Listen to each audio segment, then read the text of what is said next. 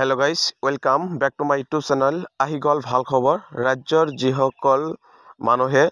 সৰকাৰি টয়লেটৰ বাবে আবেদন কৰিছিল তেওঁলোকৰ বাবে আহিছে অতিকৈ গুৰুত্বপূৰ্ণ যিসকলে ইতিমধ্যে তেওঁলোকৰ স্বচ্ছ ভাৰত যিখন মিছনৰ কাৰণে যিসকলে আবেদন কৰিছিল বা সৰকাৰি টয়লেটৰ বাবে যিসকলে আবেদন কৰিছিল বা তেওঁলোকৰ যিখন লিষ্টত নাম প্ৰকাশ পাইছিল আৰু সেই ভিত্তিত তেওঁলোকৰ ভেৰিফিকেশন যিখন হৈছে আৰু যদি এতিয়ালৈকে ভেৰিফিকেশন কৰা নাই তেনেহলে সোনকালে ভেৰিফিকেশন কৰিব লাগিব আৰু ক'ত গৈ ভেৰিফিকেশনটো কৰিব সম্পূৰ্ণ আজিৰ এই ভিডিঅ'ত জানিব পাৰিব আৰু কোন সকলে এইখিনি যিটো স্বচ্ছ ভাৰত মিছন বা সৰকাৰি টয়লেটৰ পইচা লাভ কৰিব সম্পূৰ্ণ আজিৰ এই ভিডিঅ'ত জানিব পাৰিব গতিকে স্কিপ নকৰাকৈ প্ৰথমৰ পৰা ভালদৰে চাই থাকিব আৰু আপুনি সেই আপোনাৰ যিখন সৰকাৰি টয়লেটৰ যিখন লিষ্ট সেই লিষ্টত আপোনাৰ নাম আছে না নাই ফাইনাল লিষ্টত আপুনি কেনেকৈ চেক কৰিব সম্পূৰ্ণ আজিৰ এই ভিডিঅ'ত দেখুৱাই দিম গতিকে স্কিপ নকৰাকৈ চাই থাকিব আৰু আপুনি ফাৰ্স্ট টাইম গুগলত গৈ সাৰ্চ কৰি দিব স্বচ্ছ ভাৰত মিছন তাৰপিছত এইটো পেজত আহিলে আপুনি ইয়াত চাবলৈ পাইছে স্বচ্ছ Bharat mission Grameen department of drinking water এনেকৈ দিয়া আছে আপুনি ফাৰ্স্ট টাইম ইয়াত ক্লিক কৰি দিব আৰু ইয়াত ক্লিক কৰি দিয়াৰ পিছত আপুনি যিখন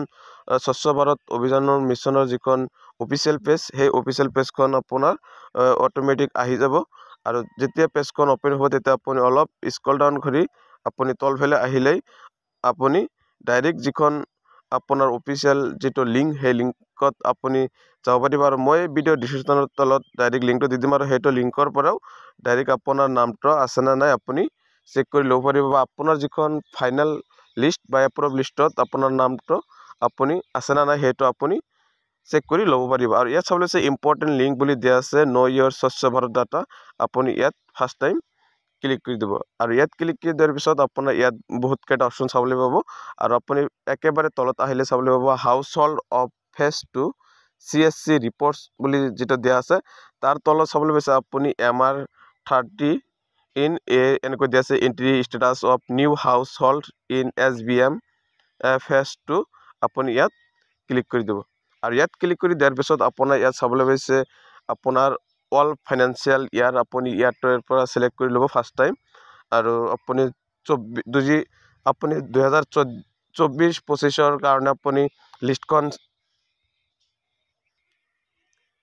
যদি আপুনি 2024-25 বৰ্ষৰ কাৰণে আপুনি চাব বিচাৰে তেনেহলে 2024-25 সিলেক্ট কৰি দিব আৰু যদি 23-24 বৰ্ষৰ কাৰণে চাব খুজিছে তেনেহলে হেটোত ক্লিক কৰি দিব আৰু আপুনি যদি মোবাইলত চাই আছে তেনেহলে কি কৰিব ওপৰত যিখন 3 ডট অপশ্যন দিয়া আছে তাৰ পৰা আপুনি ডেস্কটপ সাইট মোডটো কৰিলে এনেকৈ আপুনি সম্পূৰ্ণ ভালকৈ চাব পাৰিব আৰু ইয়াৰ পিছত চাবলৈ হ'ব ষ্টেট নেম বা আপোনাৰ যিখন ৰাজ্য হয় সেই ৰাজ্যখন ফাৰ্স্ট টাইম সিলেক্ট কৰিব যেহেতু ইয়াত আসাম 4 নম্বৰ অপশ্যনত দিয়া আছে আপুনি 4 নম্বৰ অপশ্যনত গৈ আসামটো সিলেক্ট কৰি দিব আৰু ইয়াৰ পিছত আপোনাৰ ডিস্ট্ৰিক্ট নেম ইয়াত সম্পূৰ্ণ ডিস্ট্ৰিক্ট সমূহৰ নামবিলাক দিয়া আছে আৰু আপোনাৰ যিখন ডিস্ট্ৰিক্ট হয় সেইখন ডিস্ট্ৰিক্ট ফাৰ্স্ট টাইম সিলেক্ট কৰিব আৰু ডিস্ট্ৰিক্ট নেমটো সিলেক্ট কৰি দিয়াৰ পিছত আপোনাৰ ইয়াত চাবলৈ পাব ব্লক নেম বা আপোনাৰ যিখন ব্লক হয় সেই ব্লকখন ইয়াত সিলেক্ট কৰি দিব আৰু ইয়াত চাবলৈ আছে ব্লকৰ আন্ডাৰত এতিয়ালৈ কিমানখন বেনিফিচিয়াৰী ইয়াত আপলোড হৈছে সম্পূৰ্ণ আপুনি ইয়াত তথ্যবিলাক চাব পাৰিব আৰু ইয়াৰ পিছত আপুনি আপোনাৰ ব্লকখন যেতিয়া সিলেক্ট কৰি দিব তেতিয়া আপোনাৰ পঞ্চায়ত নেমখন আপোনাৰ আহি পৰিব আৰু সেই পঞ্চায়ত নেমখন যেতিয়া আহিব তেতিয়া আপুনি আপোনাৰ গাঁৱত কাৰ আপোনাৰ পঞ্চায়তৰ আন্ডাৰত আপুনি কোন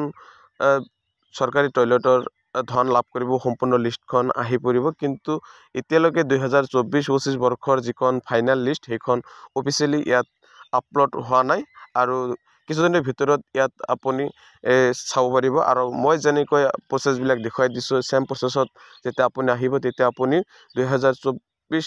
বৰ্ষৰ যেহেতু হেক হয় আৰু বেছি দিন নাই আৰু সেই কাৰণে 2025 বৰ্ষৰ প্ৰথমতে আপুনি ইয়াত এনেকৈ আপুনি সেম প্ৰসেছত যেতিয়া আহিব তেতিয়া আপুনি লিষ্টখনত নামবিলাক চাব পাৰিব আৰু যদি আপোনাৰ এখন লিষ্টত নাম থাকে তেনেহলে আপুনিও সম্পূৰ্ণ আপুনি ধন লাভ কৰিব সৰকাৰি টয়লেটৰ আৰু এনেকৈ সেম প্ৰসেছত আপুনি যেতিয়া আহিব তেতিয়া আপুনি সম্পূৰ্ণ লিষ্টখন চাব পাৰিব আৰু বৰ্তমানলৈকে 2024 বা 25 বৰ্ষৰ কাৰণে লিষ্টখন পাবলিশ কৰা নাই আৰু আপুনি যদি 23-24 কাৰণে লিষ্টখন চাব বিচাৰে তেনেহ'লে আপুনি 23-24 যেতিয়া চিলেক্ট কৰি এনেকৈ আহিব তেতিয়া আপুনি সম্পূৰ্ণ 24 বৰ্ষত কোনসকল মানুহে চৰকাৰী টয়লেটৰ বাবে আবেদন কৰিছিল বা কোনসকলৰ এপ্ৰুভ হৈছে সম্পূৰ্ণ লিষ্টখন আহিব পাৰে। এনেকৈ চৰকাৰী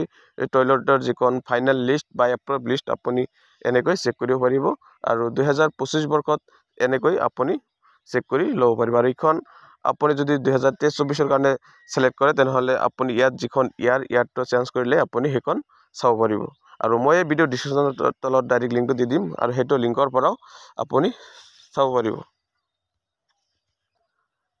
আৰু চৰকাৰী টয়লেটৰ বাবে যদি এতিয়ালৈকে ভেৰিফিকেশ্যন কৰা নাই তেনেহ'লে আপোনাৰ নিজ পঞ্চায়ত অফিচত গৈ আপুনি সেইখন যোগাযোগ কৰিব আৰু তেওঁলোকে এইখন চৰকাৰী টয়লেটৰ যিখন